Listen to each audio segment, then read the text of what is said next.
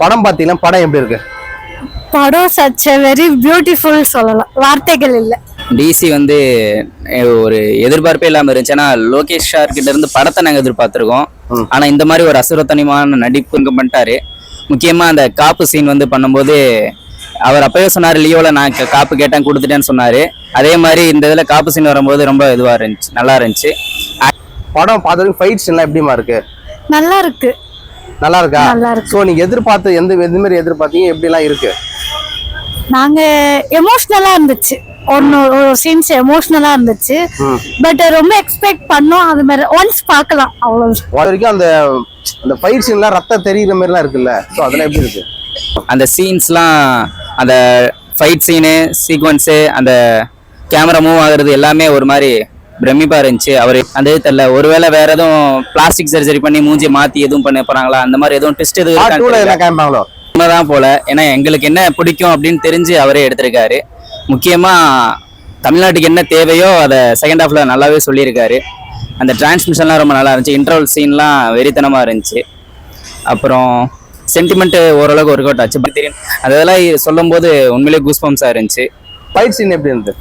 படமே அதுதான், படத்துக்கு முக்கியமே ஃபைட் சீன் தான். ரத்தம் தெரிகிற மாதிரி நிறைய இருக்குன்னு அது ஏசிடி கொடுத்தது கொஞ்சம் வருத்தமா தான் இருக்கு. ஏன்னா சின்ன குழந்தைங்களாம் அவங்க பார்க்க கூடாதான். இருந்தாலும் அந்த அந்த இன்டர்வல்ல ஒரு சீன்லாம் வரும்போது ரொம்ப இம்பாக்டா இருந்துச்சு. லவ் சீன்லாம் எப்படி இருந்தது? லவ் சீன் வந்து சின்ன சின்ன கியூட் சீன்ஸ் தான், ரொம்பலாம் இருக்காது. ஆனா இருந்தாலும் இருக்கிறதே ரொம்ப செட்டிலா பண்ணிருந்தாங்க. எல்லாமே கலந்துதான் இருக்கு. எல்லாமே கலந்துதான் இருக்கா? ஓகேமா. நிறைய பேர் இந்த ஃபைட் சீன்லாம் பார்த்துட்டு எப்பா ரத்தம் தெரிக்குது, என்ன இது மாதிரி படம் எடுத்து வச்சிருக்காங்க அப்படின்னு பார்த்தா சொல்றாங்க இல்லையா? உள்ள பார்க்கும்போது பயமா இருக்கா? இல்ல அப்படி தெரியல.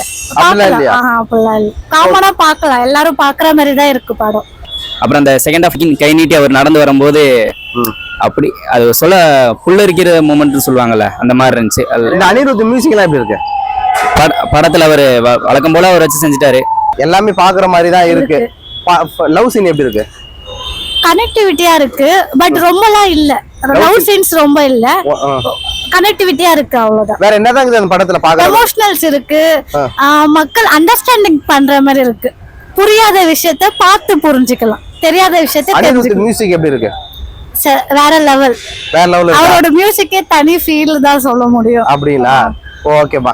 சரி ஓகே. அந்த இதுல பாத்தீங்களா ஹீரோனி ரெண்டு ஹீரோயின் இருந்தாங்க. நான் ஃபர்ஸ்ட் டைம் பார்த்துட்டு குழம்பிட்டேன். ஏன்னா ஃபர்ஸ்ட் ஒரு டீசர் விட்டாங்க, அதுல ஒருத்தங்க இருந்தாங்க. அதுக்கடுத்து செகண்ட் டீசர் விட்டதுக்கு அப்புறம் தக் லைஃப்ல வந்த கமல் சார் போனா நடிச்சவங்க இருந்திருந்தாங்க. நான் யோசிக்கிறேன், அவங்கதான் இவங்கதான் அவங்களான்னு யோசிச்சு அதுக்கடுத்து தான் சொல்றாங்க 2 ஹீரோயின் இருக்காங்க அப்படின்னு சொல்லிட்டு. அப்ப என்ன மாதிரி கதை போகுன்றது தெரியல. ஏன்னா டிசினா தாஸ், அப்புறம் வந்து சந்திரா. அப்ப அந்த 2வது ஹீரோயின் எதுக்கு